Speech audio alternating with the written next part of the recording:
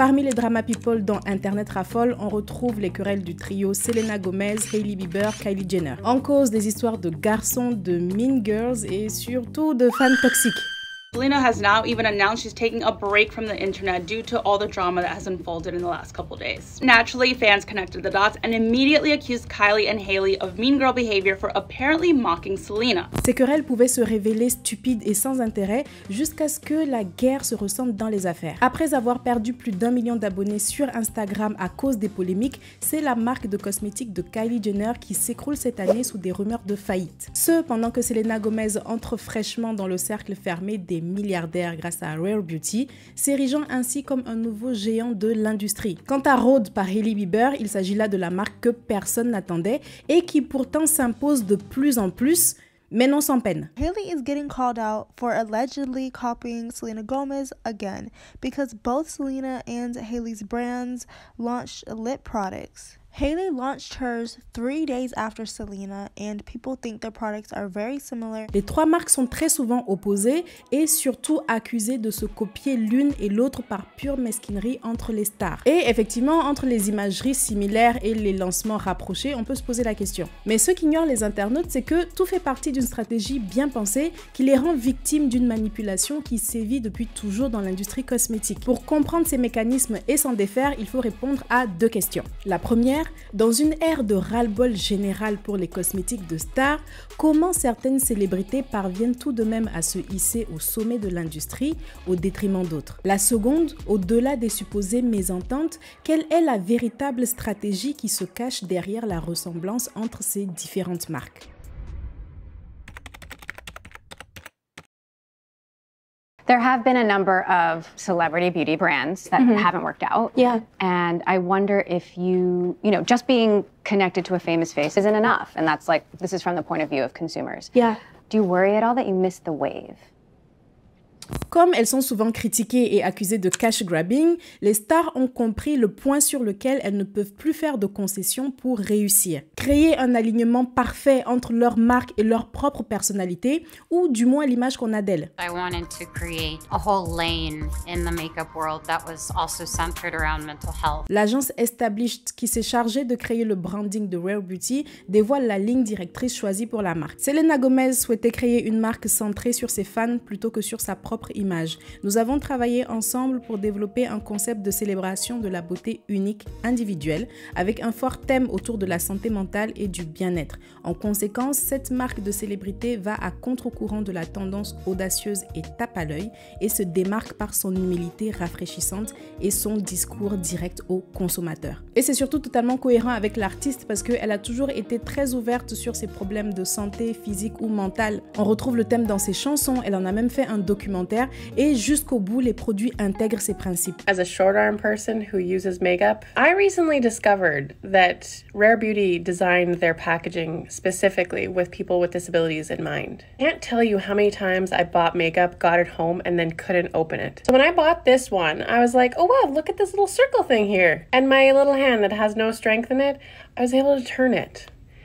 And then I opened it. À ce moment, la marque devient un prolongement d'elle-même. C'est cette sincérité que vont ressentir les fans et c'est ce qui va les attirer. Et il faut le reconnaître, la plus grosse prouesse de Rare Beauty, c'est d'avoir concilié 2 univers qu'on a fait qu'opposer dans les médias ces dernières années. La cosmétique, particulièrement le maquillage, avec la santé mentale. Ce, sans compter que sa marque est sortie en plein Covid, à un moment où on jugeait ces types de produits complètement inutiles. Mais réussir à aligner votre marque et votre personnalité, c'est facile lorsque vous avez déjà une bonne image, que les gens vous suivent massivement et qu'ils vous apprécient. Mais vous faites quoi quand déjà vous n'êtes pas aussi suivi que Selena Gomez, que le peu de gens entre guillemets qui vous suivent vous détestent et qu'ils ne vous connaissent même pas suffisamment pour que vous créiez une storyline autour de votre marque tout court? What does it feel like to have millions of people against your relationship? Like, what does that feel like on a day-to-day basis to you?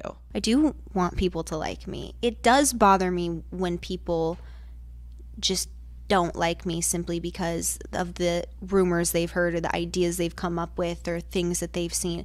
Like, it makes me sad. C'est très intéressant d'observer l'angle choisi par Hailey Bieber pour promouvoir sa marque. C'est personnellement la stratégie que je recommande à des personnes lambda, mais voir une célébrité adopter le concept et le pousser encore plus loin, c'est d'autant plus instructif. Elle commence par faire quelque chose de très étonnant, s'associer à Michael Ratner, qui est producteur de clips vidéo, films, documentaires sur des stars comme Our World de Justin Bieber. Et quand on y pense, c'est surprenant. Pourquoi s'associer à un producteur vidéo lorsque vous voulez lancer votre marque de cosmétiques? A priori, ça n'a aucun rapport. On aurait pensé qu'elle s'associe à un dermatologue, un professionnel de la beauté. Mais en fait, si, c'est tout à fait logique et même très bien réfléchi. In order for people to really understand my vision for the brand, they were going to have to understand my philosophy on beauty and style and really just get to know me. Long before there was ever a Rhode product, we were working on stuff for YouTube. Get Ready With Me's, nighttime routines, morning routines,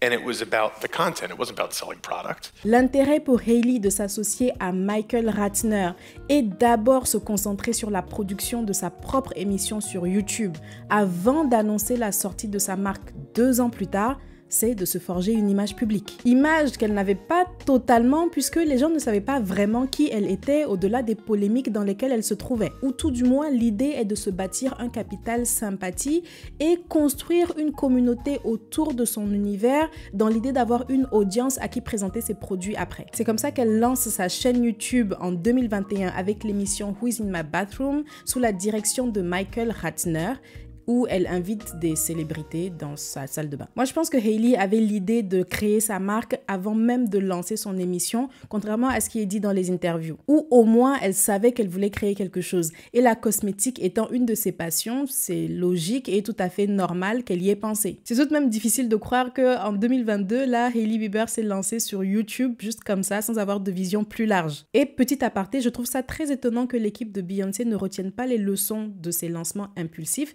et optent pour ce genre de stratégie. Cela leur aurait épargné un backlash tout à fait prévisible avec ses creds. Mais ils ont attendu qu'il y ait le feu avant de nous faire du personal branding avec les cheveux de Beyoncé, puis tout miser sur du marketing d'influence. Cela aurait été tellement plus intéressant de nous faire toute une série de ce genre-là des mois avant, mais bon, Beyoncé quoi. L'enjeu avec les marques de stars, c'est de pouvoir arriver à un stade où la marque dépasse la célébrité en question, de sorte que qu'on l'aime ou pas, eh bien on achète ses produits. Avant d'arriver à ce stade, la marque est donc naturellement soumise à un risque non négligeable. C'est que si on n'aime plus la personnalité ou qu'on n'a plus envie de lui ressembler pour une raison X ou Y, eh bien la marque s'éteint. C'est la théorie que beaucoup mettent derrière la chute de Kylie Cosmetics et ça se tient, mais si on regarde dans le détail, on se rend compte que la marque était en déclin depuis le début. Included in this was an exposé of Kylie's skin, which had been released in May 2019 that had in fact only made a quarter of their claimed $100 million.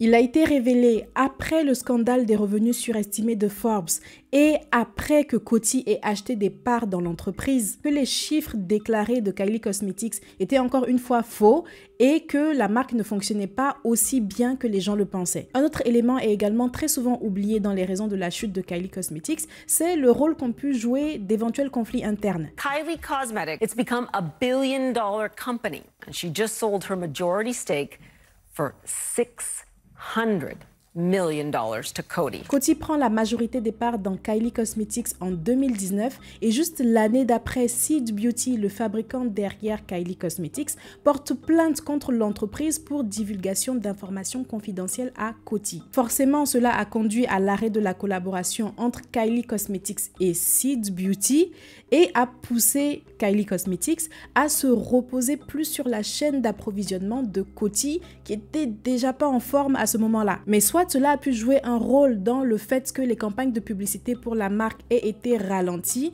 pendant un temps, probablement le temps de s'accorder, et aient débouché ensuite à un rebranding en 2021. Going to the bigger conglomerate, you do run the risk of now losing your competitive advantage. You lose the speed to market. Every single product that Seed Beauty was making is now going to go to a different manufacturer. Coty needs to go through that entire process where they reformulate all of the products. They have to rebuy packaging packaging. They have to retool. It's like you're literally birthing the brand for the first time all over again because there's a new owner. Mais en plus de s'appuyer sur la chaîne d'approvisionnement de Coty, il semblerait qu'il y ait également eu appui pour la stratégie globale de l'entreprise, ce qui peut expliquer la scission que les fans ont ressentie entre Kylie la personnalité et Kylie Cosmetics, et donc un manque d'authenticité. Un élément qui vient corroborer cette théorie, c'est qu'il y a depuis 2023 des rumeurs selon lesquelles Kylie chercherait à racheter les parts vendues à Coty en 2019 parce qu'elle serait insatisfaite de la façon dont il gère l'entreprise et qu'elle voudrait revenir à une gestion plus indépendante à l'instar de Rare Beauty et Rhodes. Pour le moment, il n'y a pas eu de confirmation de l'une ou l'autre partie, c'est l'avenir qui nous le dira,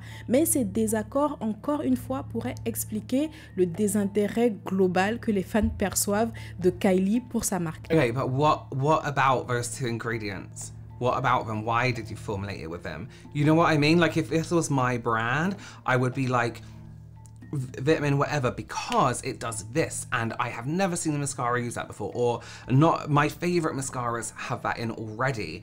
Why have you included them? Ou bien elle-même s'est désintéressée naturellement. Je me souviens d'un clip où sa sœur aborde sa nonchalance générale en affaires. I've heard from a couple people that why you're scaring me. No, it's nothing bad. Just like that you're like a little bit like kind of a diva on set. I'm so not. Ou bien ça peut être pour toute autre raison personnelle. Si vous êtes attentif, vous avez dû vous rendre compte que jusque-là, on parle de stratégie marketing, ingénieuse certes, mais il y a un élément dont on parle assez peu finalement par rapport au rôle central qu'il joue, le produit en lui-même. À ce niveau-là, les internautes sont nombreux à remarquer un manque d'innovation de la part des marques de célébrités qui sortiraient des produits vus et revus juste avec un marketing innovant. Vous vous êtes fait avoir, je suis vraiment désolée. Ça fait plusieurs semaines maintenant que je teste les produits Rhodes et c'est avec grand regret que je sais de qui elle s'est inspirée en fait. Je connais les mêmes produits 2 fois moins chers, mais vraiment. Et il pointe même du doigt une ressemblance entre les différentes marques à tel point qu'il les accuse de se plagier l'une et l'autre. Au-delà même des Rare Beauty et consorts, est-ce que je suis la seule à avoir l'impression de vivre dans une réalité alternée où toutes les marques de cosmétiques sont les mêmes? Si vous êtes comme moi, sachez que ce n'est pas juste une impression et que c'est même totalement fait exprès.